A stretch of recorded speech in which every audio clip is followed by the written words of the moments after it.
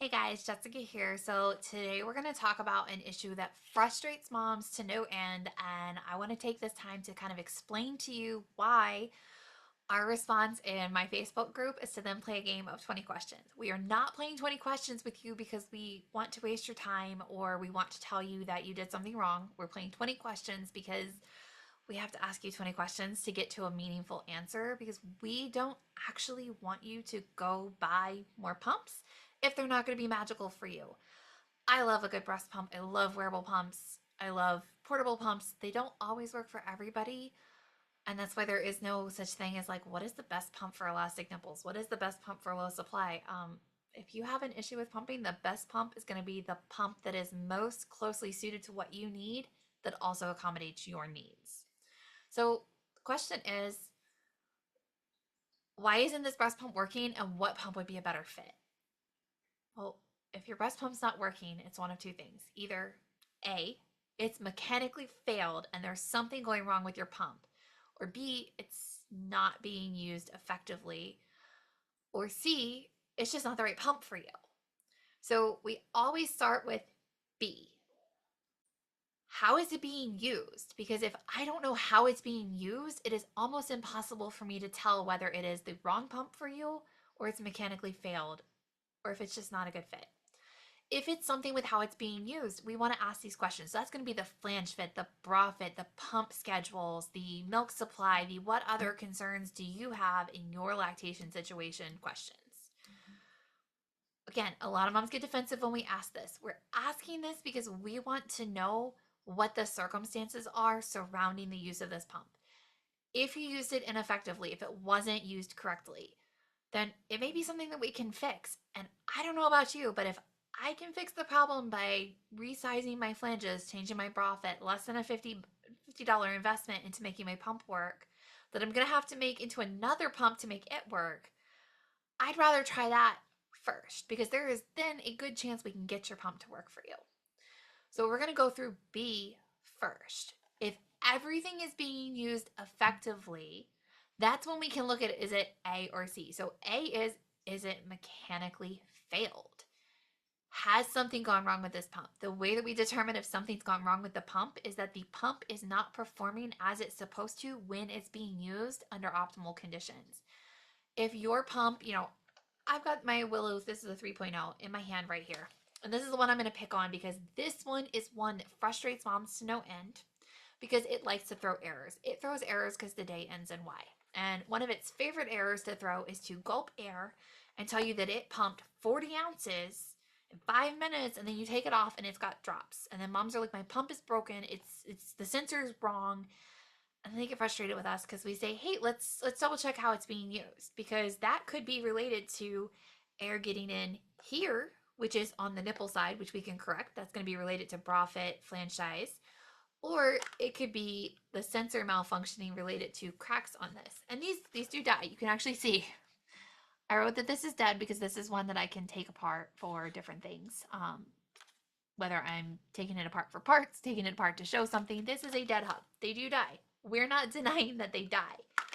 The only way we can tell you why a pump has died or if it's died is to see what it's doing under optimal conditions. And then if we determine like, okay, yeah, the pump is performing as we would expect it, which it may not be performing in terms of your milk output, but it may be doing all the things mechanically it's designed to do. If you're using it under optimal conditions, then we're looking at C, this is not the right pump for you. And that's when we have to determine, why was it not the right pump for you? If I can determine why it's not the right pump for you, then I can tell you which pump to go get. So let's say you were using your Willow 3.0 and it wasn't working. We've corrected flange size, we've corrected bra size, it's mechanically working and it's still not doing what you needed to do and you've done everything you're supposed to. Then it's probably C, this is not the right pump for you. So then you say, well, what pump should you buy? Well, I could just tell you to go buy the Willow Go. It's a different pump. It's more likely to work because it has a lower failure rate. But what if this one doesn't go fast enough? What if the issue with the Willow Go is that you need really fast cycle speeds? Because if you need really fast cycle speeds, the Willow Go wasn't going to work for you. It just doesn't go fast enough with moderate to high suction for a lot of people. So originally it was really good for that. It still does have good cycle speeds, but it's not, my gold standard for cycle speeds. My gold standard for cycle speeds is actually going to be the Zomi Fit. So I could just tell you could try Willow Go, or I could sort out your problem and then be able to recommend this, which is going to be likely if the Willow Go failed you because of cycle speeds. It may be that this is almost a sure thing for you, or this is a 50-50. So we're not asking these questions to frustrate you. We're not asking these questions to waste your time. We literally are trying to get you to the answer you want because we don't want you to spend a single dime on a breast pump that is not likely to work for you. Because guess what? When you buy a pump and you use it, it's yours. A company is not going to give you a refund. The number of refunds we see for breast pumps that have been used, it's going to be, it has happened. We do see it does happen, but it's going to be few and far between. And very few companies offer that. Almost all of our major pump companies actually tell you once you use the pump, it's yours. So if you don't like it, you can either eat the money or you can try and recoup some of it by selling it, but you're still not going to get 100% back. So I don't want you to bounce from pump to pump to pump without us knowing why you needed a different pump and being able to recommend one that's going to work.